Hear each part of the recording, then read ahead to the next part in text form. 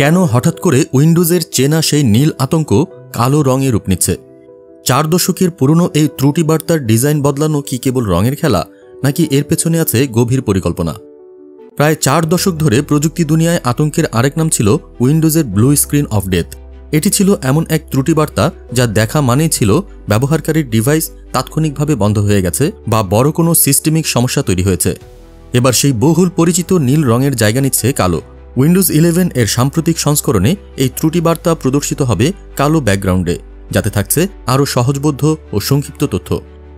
Microsoft জানিয়েছে এই পরিবর্তন কেবল রঙের নয়, বরং ব্যবহারকারীর অভিজ্ঞতা সহজতর করার একটি বড় পদক্ষেপ।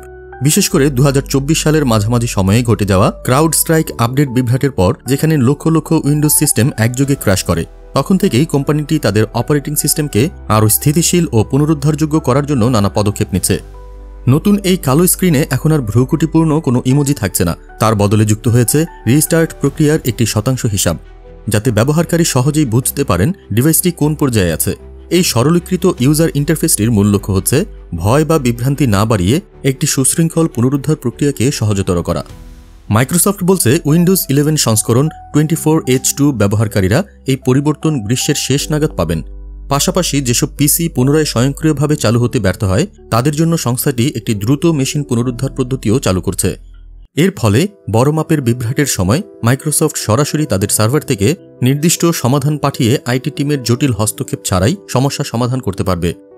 বিশ্লেষকদের মতে এটি শুধু প্রযুক্তিগত আপডেট নয়, বরং মাইক্রোসফটের ভবিষ্যৎ নীতির ইঙ্গিত, যেখানে স্বয়ংক্রিয়তা, রিকভারি এবং ব্যবহারকারী বান্ধবতা সর্বাগ্রে।